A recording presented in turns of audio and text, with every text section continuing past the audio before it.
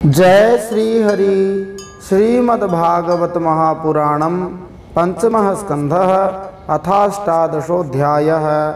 अब हम श्रीमद्भागवत महापुराण के पंचम स्कंद के 18वें अध्याय में भिन्न भिन्न वर्षों का वर्णन सुनते हैं।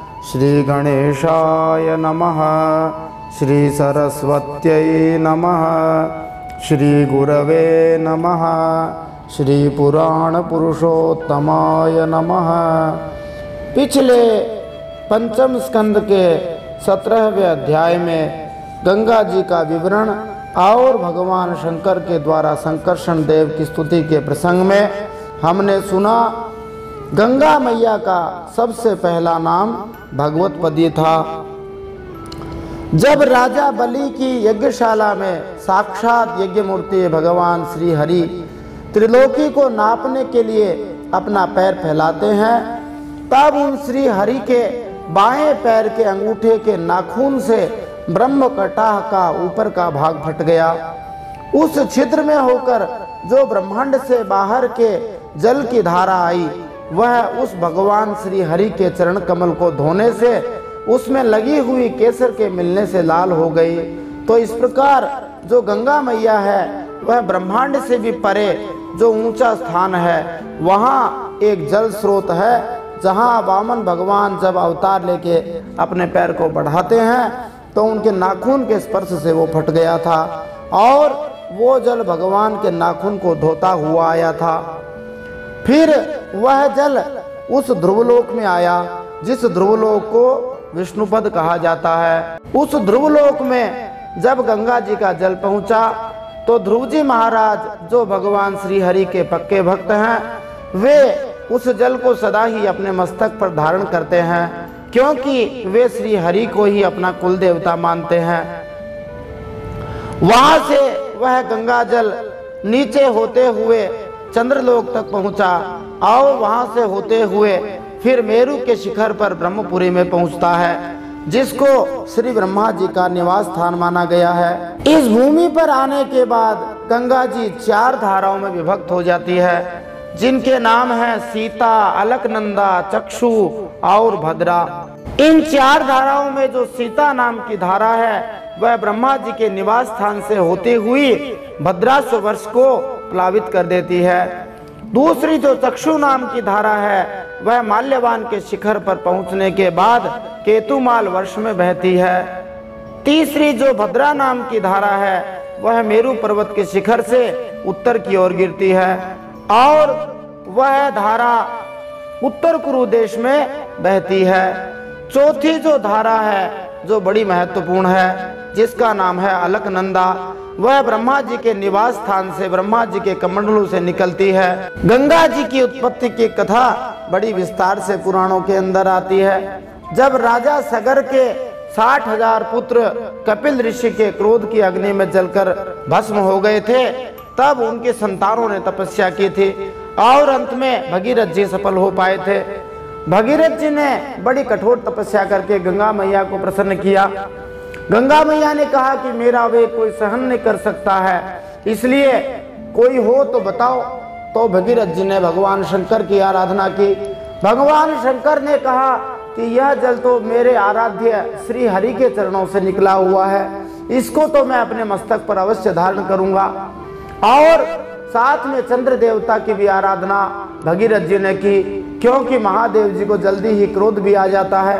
तब से चंद्रमा महादेव जी के मस्तक पर विराजमान हो गया और ब्रह्मा जी के निवास स्थान से जब गंगा जी आई, सबसे पहले महादेव जी की जटाओं में वो आ गई और भगीरथ जी आगे आगे और गंगा जी पीछे पीछे। तो वो जो धारा आई उसका भारत में नाम हुआ अलकनंदा और वह भारतवर्ष में बहती है। बाद में उसका नाम गंगा हो गया। वैसे मूल में इसका नाम भगवतपदी था, अथवा उसको विष्णुपदी भी कहते हैं अथवा गंगा भी कहते हैं, परंतु भारत में जो मुख्य धारा आई उसको अलकनंदा नाम से जाना जाता है। जो 9 प्रकार के वर्ष बताए गए हैं उनमें से भारतवर्ष ही कर्मभूमि है। बाकी के जो 8 वर्ष हैं जिनका हम आगे विवरण सुनेंगे, वे तो स्वर्गलोक में रहने वाले मनुष्यों के स्वर्ग भोग से बचे हुए पुण्यों को भोगने के स्थान है, इसलिए उन लोगों को भूलोक के स्वर्ग भी कहा जाता है। तो एक स्वर्गलोक जो देवराज इंद्र की राजधानी है, उसके अलावा इस पृथ्वी पर भी ऐसे कई स्वर्गलोक हैं। तो इनको हमने देखा नहीं तो इसको हमें मानना ही चाहिए। जैसे कोई गांव में रहने वाला व्यक्ति हो, उसको कहा जाए कि बहुत बड़ी बड़ी बिल्डिंग होती है शहरों में, वो तो एक एक मकान बना के रहने वाले हैं, तो जल्दी से विश्वास नहीं होता, लेकिन वहां जाने पर विश्वास हो सकता है, या कोई गया हुआ हो उसकी बात सुनने से विश्वास कर लेना चाहिए। ऐसे ही इन लोगों को भूलोक के स्वर्ग बताया जाता है। इन लोकों में जो रहने वाले प्राणी हैं, जिनका हम आगे विवरण सुनेंगे, उनके प्राणियों में जो शरीर होते हैं उनमें भी बड़ी दिव्यता होती है। वो कभी भी कमजोर नहीं पड़ते हैं, सदा ही जवान रहते हैं। इन्हीं 9 वर्षों के अंदर, सभी 9 वर्षों में परम पुरुष भगवान नारायण ही वहाँ के मनुष्यों पर कृपा करने के लिए इस समय भी अलग अलग रूपों में विराजमान रहते हैं। इलावृत वर्ष में एकमात्र भगवान शंकर ही पुरुष हैं। श्री पार्वती जी के शाप को जानने वाला कोई दूसरा मनुष्य वहां प्रवेश नहीं कर सकता, क्योंकि वहां जो जाता है वही स्त्री रूप हो जाता है। इसका प्रसंग हम आगे 9वें स्कंद में सुनेंगे। उस इलावृत वर्ष में पार्वती जी और उनकी अरबों खरबों दासियों के सहित महादेव जी विराजमान रहते हैं, और भगवान वासुदेव की जो चतुर्व्यूह मूर्ति है, जिनको वासुदेव, प्रद्युम्न, अनिरुद्ध और संकर्षण नाम से जाना जाता है, उनकी सदा ही वे पूजा करते हैं। और महादेव जी इस मंत्र का उच्चारण करते हुए श्री भगवान की बड़ी सुंदर स्तुति करते हैं। महादेव जी इस मंत्र का जप करते रहते हैं इलावृत वर्ष के अंदर। ओम नमो भगवते महापुरुषाय सर्वगुण संख्यानाय अनंताय व्यक्ताय नमः इति। इस मंत्र का सदा ही जप करते रहते हैं, और महादेव जी स्तुति करते हुए कहते हैं कि हे हरे, आपके चरण कमल भक्तों को आश्रय देने वाले हैं। आप स्वयं संपूर्ण ऐश्वर्यों के स्वामी हैं। भक्तों के सामने आप अपना पवित्र स्वरूप पूर्णतया प्रकट कर देते हैं और उन्हें संसार बंधन से मुक्त भी कर देते हैं। लेकिन जो आपकी भक्ति नहीं करते, वे अपने ही दोष के कारण बंधन में ही पड़े रहते हैं। वास्तव में भगवान तो सबको मुक्त ही करना चाहते हैं। अब हम श्रीमद् भागवत महापुराण के 5वें स्कंद के इस 18वें अध्याय में भिन्न भिन्न वर्षों का वर्णन सुनते हुए इन प्रश्नों के उत्तर प्राप्त कर सकते हैं। भद्राश्व वर्ष में श्री भगवान वासुदेव के किस स्वरूप की आराधना की जाती है? भद्रश्रवा किस मंत्र का प्रयोग करते हुए श्री भगवान की स्तुति करते हैं? भगवान नरसिंह की किस वर्ष खंड में विशेष पूजा की जाती है? महाभागवत प्रहलाद महाराज किस मंत्र द्वारा श्री भगवान की स्तुति करते हैं? दुष्टों की बुद्धि परिवर्तन के लिए, सद्भावना के विस्तार के लिए किन श्लोकों का पाठ किया जाना चाहिए? इसमें आएंगे बड़े सुंदर श्लोक हैं। भगवान की कथा बार बार क्यों सुननी चाहिए? प्रहलाद महाराज के मुख से हम सुनेंगे। केतुमाल नामक वर्ष खंड में किसकी विशेष पूजा की जाती है? लक्ष्मी माता किस मंत्र और बीज मंत्र का प्रयोग करते हुए भगवान की स्तुति करती हैं? लक्ष्मी माता कहती हैं कि सच्चा पति कौन है, ये भी हम जानेंगे। रम्यक नामक वर्ष में भगवान की किस रूप में पूजा की जाती है और किस मंत्र का प्रयोग किया जाता है? कच्छप भगवान की किस वर्ष खंड में विशेष पूजा पितरों द्वारा की जाती है तथा पितरों के राजा कौन है? यज्ञ पुरुष वराह भगवान की किस वर्ष में विशेष पूजा की जाती है और किस मंत्र का प्रयोग किया जाता है? तो आइए इन सब प्रश्नों के उत्तर आज के इस 5वें स्कंद के 18वें अध्याय में प्राप्त करते हैं। जय श्री हरि। नारायणं नमस्कृत्य नरं चैव नरोत्तमं देवीं सरस्वती व्यासं ततो जयमुदीरयेत। भगवान श्री नर नारायण को प्रणाम करते हुए श्री गणेश जी महाराज, माता सरस्वती, वेदव्यास भगवान को प्रणाम करते हुए, हृदयाराध्य श्री हरि चरणों में प्रणाम करते हुए, भगवत स्वरूप श्रीमद् भागवत को प्रणाम करते हुए, श्री सुखदेव मुनि और परीक्षित महाराज को प्रणाम करते हुए अनंत कोटि सब संत महात्माओं को प्रणाम करते हुए अब हम श्रीमद् भागवत महापुराण के पंचम स्कंद के 18वें अध्याय में भिन्न भिन्न वर्षों का वर्णन सुनते हैं। श्रीमद् भागवत महापुराणम पंचमः स्कंधः अथाष्टादशोऽध्यायः। इस अध्याय में गद्य और पद्य दोनों मिले हुए हैं। श्री शुक उवाच गद्य तथा च भद्रश्रवा नाम धर्मसुतस् तत्कुलपतयः पुरुषा भद्राश्ववर्षे साक्षात् भगवतो वासुदेवस्य प्रियां तनुं धर्ममयीं हयशीर्षाभिधानां परमेण समाधिना सन्निधाप्येदमभिगृह्णन्त उपधावन्ति।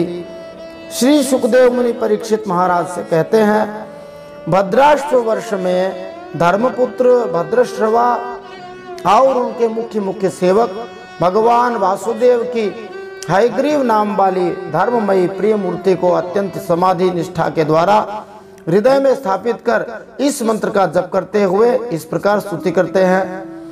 तो भद्राश्व वर्ष के अंदर भगवान श्री हरि के हयग्रीव अवतार की पूजा की जाती है। भद्रश्रवसौचुः ओम नमो भगवते धर्मायात्मविशोधनाय नमः इति। भद्रश्रवा और उनके सेवक कहते हैं, चित्त को विशुद्ध करने वाले ओंकार स्वरूप भगवान धर्म को नमस्कार है। फिर वे पद्य में भगवान की स्तुति करते हैं 4 श्लोकों में। अहो विचित्रं भगवद्विचेष्टितं घ्रन्तं जनोऽयं हिमिसन्न पश्यति ध्यायन्न सद्यर्हि विकर्म सेवितुं निहृत्यपुत्रं पितरं जिजीविषति। अहो भगवान की लीला बड़ी विचित्र है, जिसके कारण यह जीव सारे लोगों का संहार करने वाले काल भगवान को देखकर भी नहीं देखता, अर्थात अपनी मृत्यु को देखकर भी नहीं देखता, और तुच्छ विषयों का सेवन करने के लिए पापमय विचारों के उधेड़ बुन में लगा हुआ अपने ही हाथों अपने पुत्र और पिता आदि की लाश को जलाकर भी स्वयं जीते रहने की इच्छा करता है। ये बड़ी विचित्र बात है। सबको मरता हुआ देखकर भी स्वयं जीना ही चाहता है और यह समझता है कि मैं तो मरूंगा ही नहीं। वदन्ति विश्वं कवयः स्मनश्वरं पश्यन्ति चाध्यात्मविदो विपश्चितः तथापि मुह्यन्ति तवाजमायया सुविस्मितं कृत्यमजं नतोऽस्मितं। विद्वान लोग इस संसार को नश्वर कहते हैं और सूक्ष्मदर्शी आत्मज्ञानी ऐसा ही देखते भी हैं। तो भी हे जन्म रहित प्रभु, आपकी माया से लोग मोहित हो जाते हैं। आप अनादि हैं तथा आपके कृत्य बड़े विस्मयजनक हैं। मैं आपको नमस्कार करता हूँ। विश्वोद्भव स्थान निरोध कर्म ते यकर्तुरंगी कृतमाप्यपावृतः योक्तं न चित्रं त्वयि कार्यकारणे सर्वात्मनि व्यतिरिक्ते च वस्तुतः। हे परमात्मन, आप अकर्ता और माया के आवरण से रहित हैं, तो भी संसार की उत्पत्ति स्थिति और प्रलय ये आपके ही कर्म माने गए हैं। सो ठीक ही है, इसमें कोई आश्चर्य की बात नहीं है, क्योंकि सर्वात्म रूप से आप ही संपूर्ण कार्यों के कारण हैं और अपने शुद्ध रूप में इस कार्य कारण भाव से सर्वथा आप अतीत भी हैं। अब इस श्लोक में भगवान का विग्रह कैसा है वो बताते हैं। वेदान युगान्ते तमसा तिरस्कृतान् रसातलाद्यो नृतुरंग विग्रह प्रत्याददे वै कवये भी याचते तस्मै नमस्ते वितथे हिताय इति। आपका विग्रह मनुष्य और घोड़े का संयुक्त रूप है। प्रलय काल में जब तमह प्रधान दैत्यगण वेदों को चुरा कर ले गए थे, तब श्री ब्रह्मा जी की प्रार्थना करने पर आपने उन्हें रसातल से लाकर वापस दिया था। ऐसे अमोघ लीला करने वाले सत्य संकल्प भगवान आपको मैं नमस्कार करता हूँ। बोलिए हयग्रीव भगवान की जय। अब हरिवर्ष नामक खंड में भगवान नृसिंह रूप से विराजते हैं, उनके बारे में बताते हैं। गद्य है, हरिवर्षे चापि भगवान नरहरि रूपेणास्ते तद रूप ग्रहण निमित्त मुत्तरत्राभिधास्ये तद दैतम रूपम महापुरुष गुणभाजनो महाभागवतो दैत्य दानव कुलतीर्थीकरण शीलाचरितः प्रह्लादो व्यवधानान्य भक्ति योगेन सह तद्वर्ष पुरुषै रूपास्ते इदं चोदाहरति। हरिवर्ष खंड में भगवान श्री हरि नृसिंह रूप से विराजते हैं। उन्होंने यह रूप जिस कारण से धारण किया था उसका आगे सप्तम स्कंद में वर्णन किया जाएगा। श्री भगवान के उस प्रिय रूप की महाभागवत प्रह्लाद जी उस वर्ष के अन्य पुरुषों के सहित निष्काम एवं अनन्य भक्ति भाव से उपासना करते हैं। ये प्रह्लाद जी महाराज महापुरुषों उचित गुणों से संपन्न हैं तथा इन्होंने अपने शील और आचरण से दैत्य और दानवों के कुल को पवित्र कर दिया है। वे इस मंत्र तथा स्तोत्र का जप पाठ करते हैं। ओम नमो भगवते नरसिंहाय नमस्तेजस्तेजसे आविराविर्भव वज्रनख वज्रदंष्ट्र कर्माशयान रंधय रंधय तमो ग्रस ग्रस ओम स्वाहा अभयम अभयमात्मनि भूयिष्ठा ओम क्रोम। ओंकार स्वरूप भगवान श्री नृसिंह देव को नमस्कार है।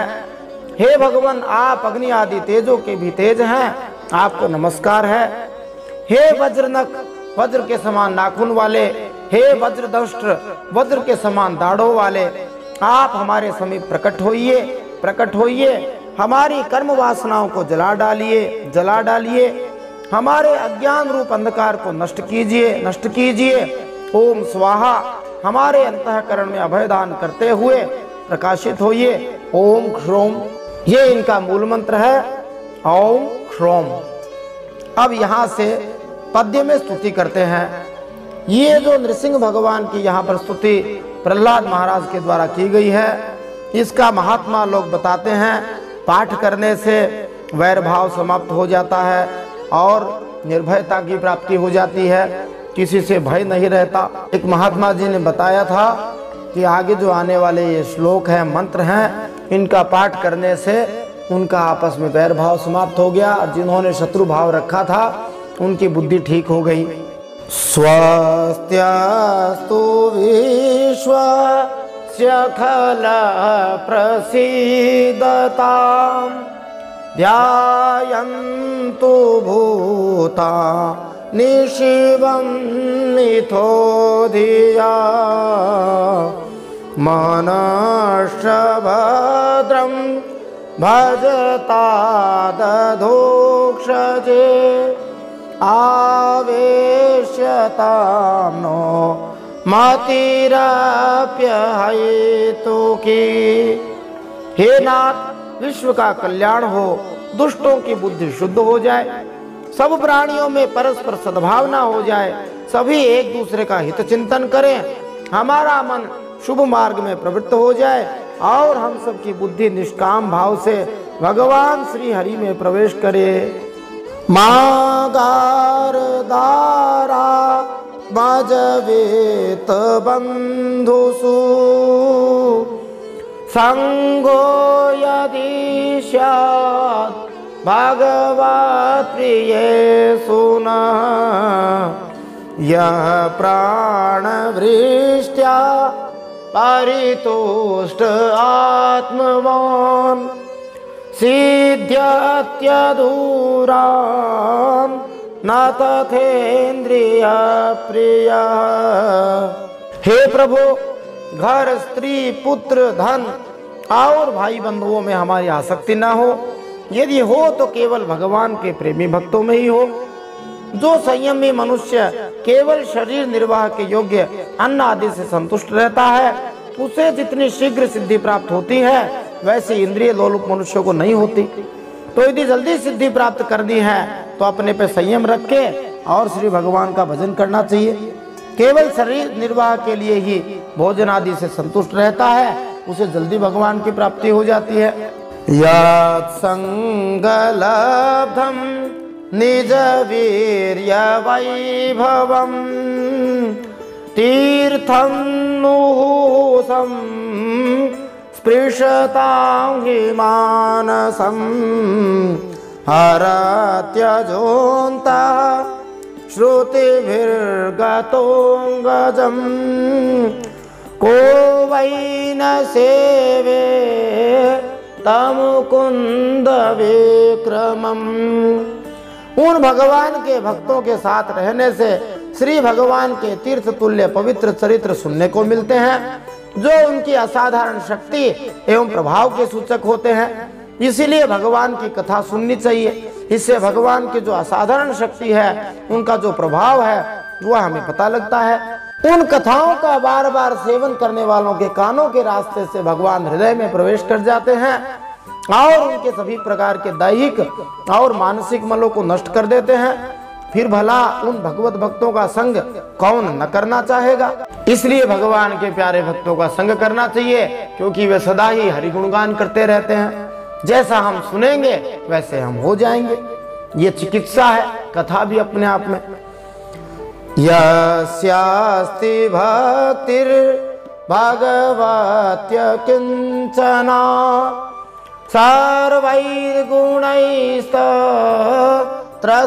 सर्वैर्गुणैस्तत्रसमासते सुराः हरावभक्ता शकुतो महद्गुणा मनोरथेन सती धावतो बहि। जिस मनुष्य की श्री भगवान में निष्काम भक्ति है, अर्थात भगवान से भी कुछ नहीं चाहता है, उसके हृदय में सभी देवता धर्म ज्ञान आदि संपूर्ण सद्गुणों के साथ सदा निवास करते हैं। इसलिए यदि भक्ति आ गई तो सभी कुछ आ जाएगा। लेकिन जो श्री भगवान के भक्त नहीं है, उनमें महापुरुषों के वे गुण आ ही कहां से सकते हैं। वह तो तरह तरह के संकल्प करके निरंतर तुच्छ बाहरी विषयों की ओर ही दौड़ता रहता है, और जितना विषयों के पीछे दौड़ता है, विषय उससे आगे दौड़ते हैं, उसके हाथ ही नहीं आते, फिर दुख पाता है।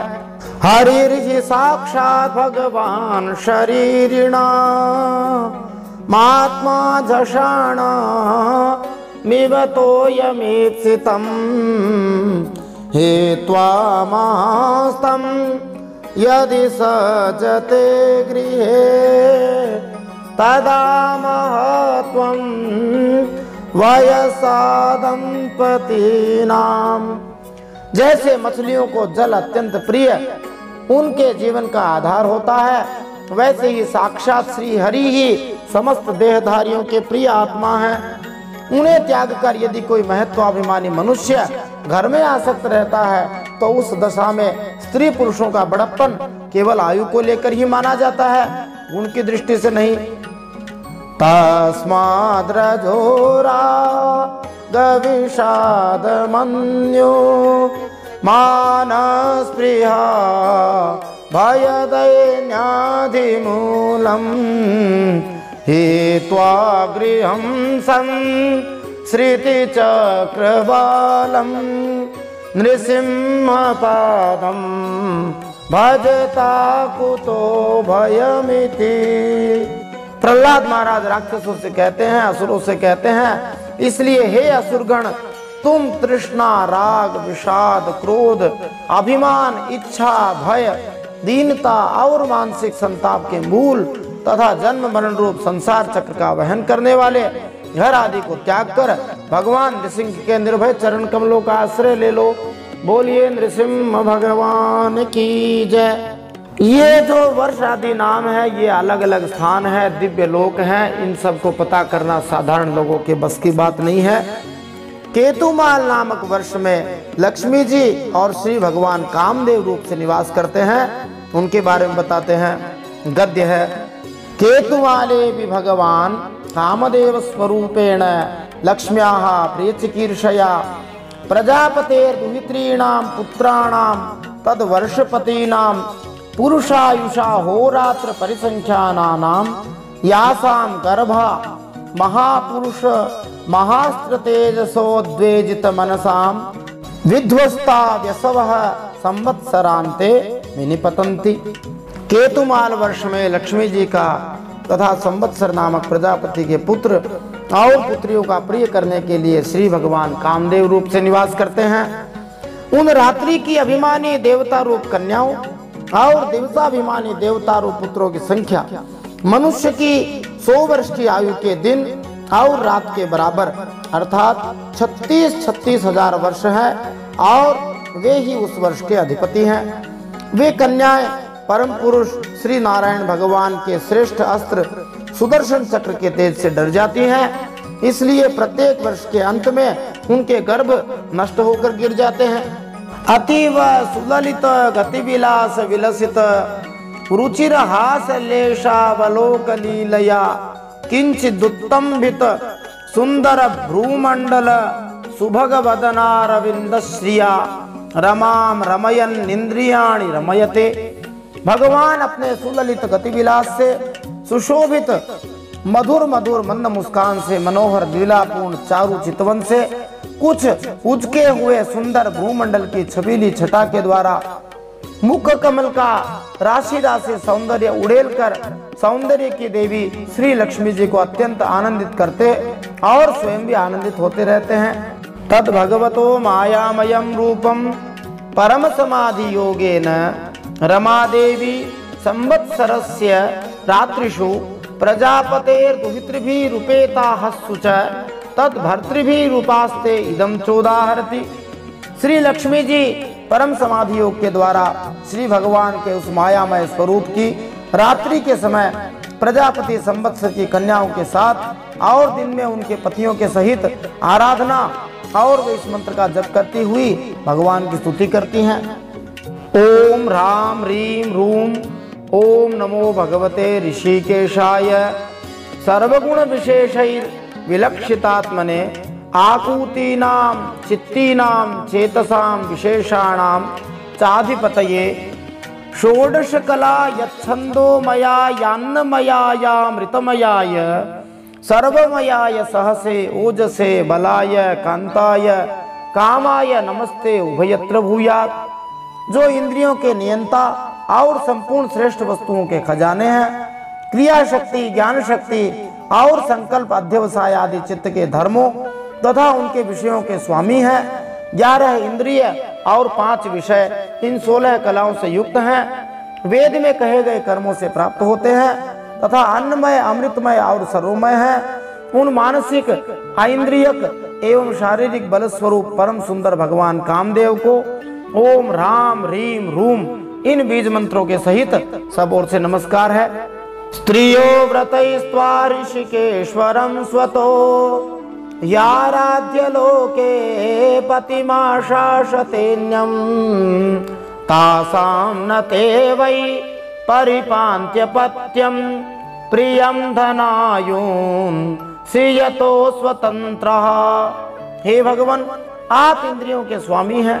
स्त्रियां तरह तरह के कठोर व्रतों से आपकी ही आराधना करके अन्य लौकिक पतियों की इच्छा किया करती हैं, किंतु वे उनके प्रिय पुत्र धन और आयु की रक्षा नहीं कर सकते क्योंकि वे स्वयं ही परतंत्र हैं। अब सच्चा पति कौन है? तो कहते हैं स वै पति स्याद कुतो भयः स्वयं समन्ततः पाति भयातुरं जनम स एक एवेतरथा मिथो भयं नैवात्मलाभादधिमन्यते परम। सच्चा पति, पति का अर्थ होता है रक्षा करने वाला और ईश्वर माने स्वामी।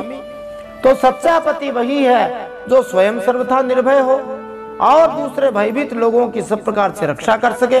जो खुद ही डरा हुआ वो कैसे रक्षा करेगा? ऐसे पति एकमात्र भगवान ही हैं। यदि एक से अधिक ईश्वर मान भी लिए जाएं, तो उन्हें एक दूसरे से भय होने की संभावना है। अतएव आप अपनी प्राप्ति से बढ़कर और किसी लाभ को नहीं मानते। भगवान एक ही है, नहीं तो फिर आपस में भय हो जाता। या तस्य ते पादसरो रुहार्हणम् निकामयेत् साखिल कामलंपटा तदेव रासेप्सितमीप्सितोर्चितो यद भग्न याच्या भगवन् प्रतप्यते। हे भगवान, जो स्त्री आपके चरणों का ही पूजन चाहती है और किसी वस्तु की इच्छा नहीं करती, उसकी सभी कामनाएं पूर्ण हो जाती हैं, किंतु जो किसी एक कामना को लेकर आपकी उपासना करती है उसे आप केवल वही वस्तु देते हैं और जब भोग समाप्त होने पर वह नष्ट हो जाती है तो उसके लिए उसे संतप्त होना पड़ता है। तो इससे हमें यह सीखने को मिलता है कि भगवान से सोच समझ के मांगना चाहिए। भगवान से यदि कुछ भी न मांगे जाए तो सब कुछ मिल जाता है, और यदि कुछ मांगा जाए तो भगवान वो दे के छुट्टी कर देते हैं।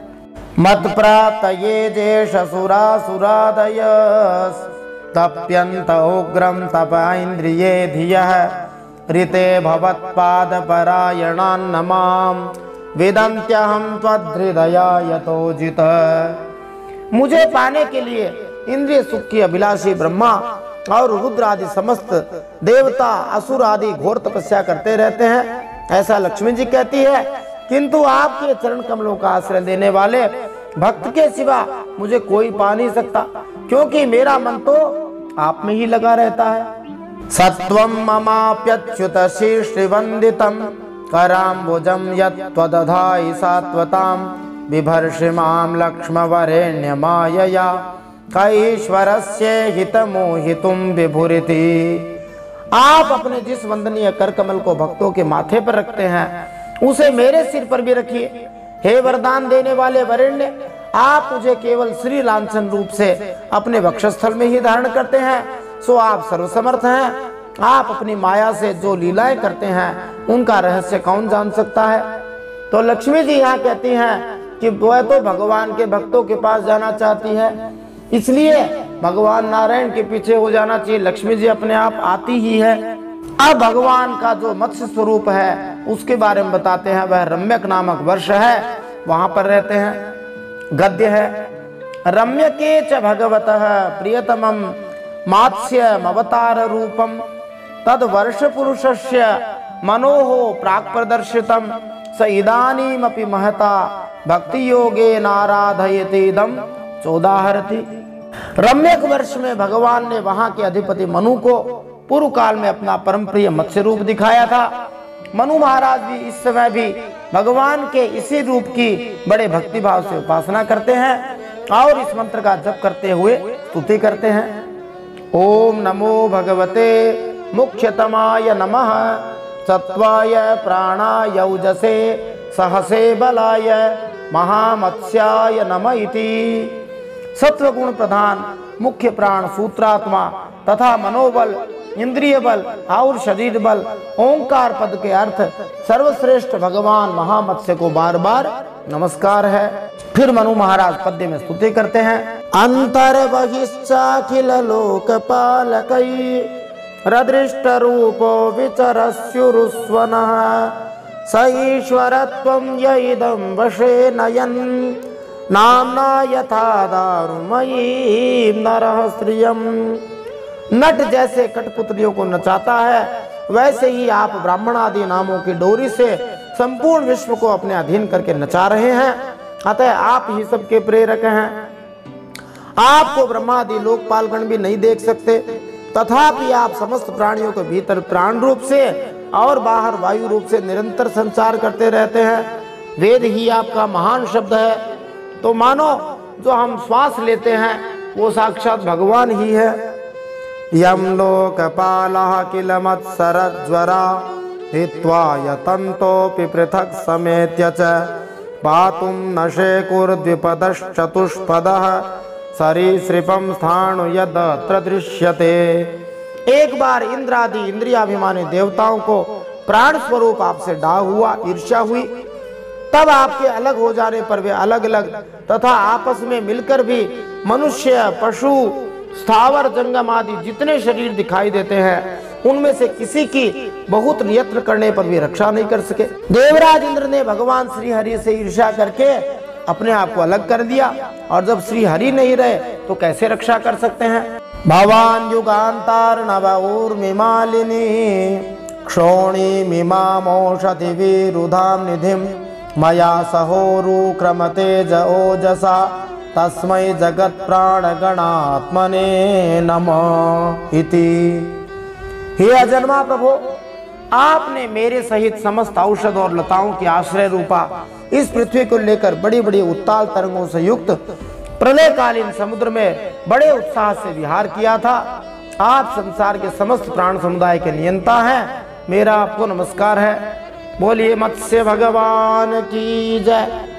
अब भगवान श्री हरि का जो कच्छप अवतार है वह हिरण्मय नामक वर्ष में है, उसके बारे में बताते हैं। गद्य है। हिरण्मयेपि भगवान निवसति कूर्म तनुम बिभ्राणस्तस्य तत्प्रियतमाम तनुमर्यमा सहवर्ष पुरुषैः पितृगणाधिपति रूपधावति मंत्रमिमं चानुजपति। हिरण्मय वर्ष में भगवान कच्छप रूप धारण करके रहते हैं। वहां के निवासियों के सहित पितृराज आर्यमा जो पितरों के स्वामी हैं, प्रमुख हैं, भगवान की उस प्रियतम मूर्ति की उपासना करते हैं और इस मंत्र को निरंतर जपते हुए श्री भगवान की स्तुति करते हैं। ओम नमो भगवते अकूपाराय सर्वसत्व गुण विशेषणाय नुपलक्षित स्थानाय नमो वर्ष्मणे नमो भूमने नमो नमो वस्थानाय नमस्ते। जो संपूर्ण सत्व गुण से युक्त हैं, जल में विचरते रहने के कारण जिनके स्थान का कोई निश्चय नहीं है तथा जो काल की मर्यादा के बाहर हैं, उन ओंकार स्वरूप सर्वव्यापक सर्वाधार भगवान कच्छप को बार बार नमस्कार है। फिर पितर लोग भगवान श्री हरि के मत्स्य रूप में पद्यबद्ध श्लोकों में स्तुति करते हैं। यद रूप में तन्निज माययार्पित मर्थ स्वरूपम बहुरूप रूपितम संख्यान यस्यास्त्य यथोपलम्भनात् तस्मै नमस्ते व्यपदेश रूपिणे। हे भगवान, अनेक रूपों में प्रतीत होने वाला यह दृश्य प्रपंच यद्यपि झूठा ही निश्चित होता है, इसलिए इसकी वस्तुतः कोई संख्या नहीं है, फिर भी यह माया से प्रकाशित होने वाला आपका ही रूप है। ऐसे अनिर्वचनीय रूप आपको मेरा नमस्कार है।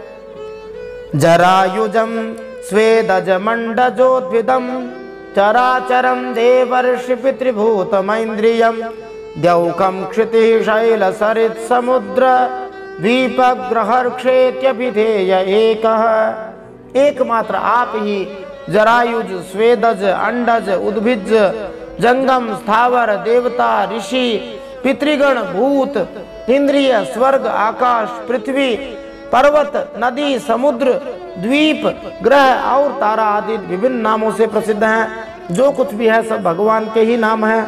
यस्मिन्न संख्येय विशेष नाम रूपाकृतौ कविभिः कल्पितेयं संख्या यया तत्त्वदृशापनीयते तस्मै नमः सांख्य निदर्शनायते इति। आप असंख्य नाम रूप और आकृतियों से युक्त हैं। कपिलादि विद्वानों ने जो आप में 24 तत्वों की संख्या निश्चित की है, वह जिस तत्व दृष्टि का उदय होने पर निवृत्त हो जाती है, वह भी वस्तुतः आपका ही स्वरूप है।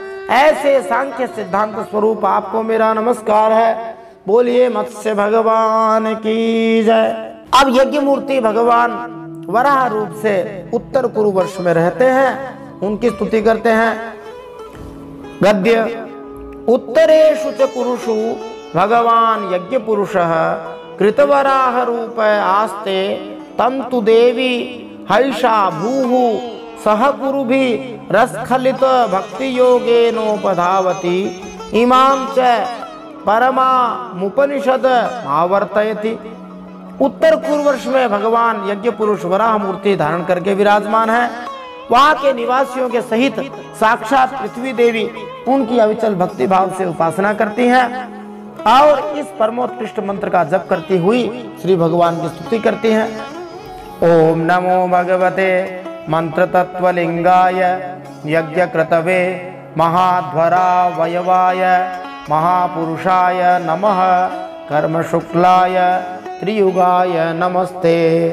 जिनका तत्व मंत्रों से जाना जाता है, जो यज्ञ और क्रतु रूप है तथा बड़े बड़े यज्ञ जिनके अंग हैं, उन ओंकार स्वरूप शुक्ल कर्ममय त्रियुग मूर्ति पुरुषोत्तम भगवान वराह को बार बार नमस्कार है। अब पद्यबद्ध स्तुति पृथ्वी माता करती है। यस्य स्वरूपम कवयो विपश्चितो गुणेषु दारुष्विवजात वेदसं मथनन्ति मथना मनसा दिदृक्षवो गूढ़ं क्रियार्थैर् नमईरितात्मने।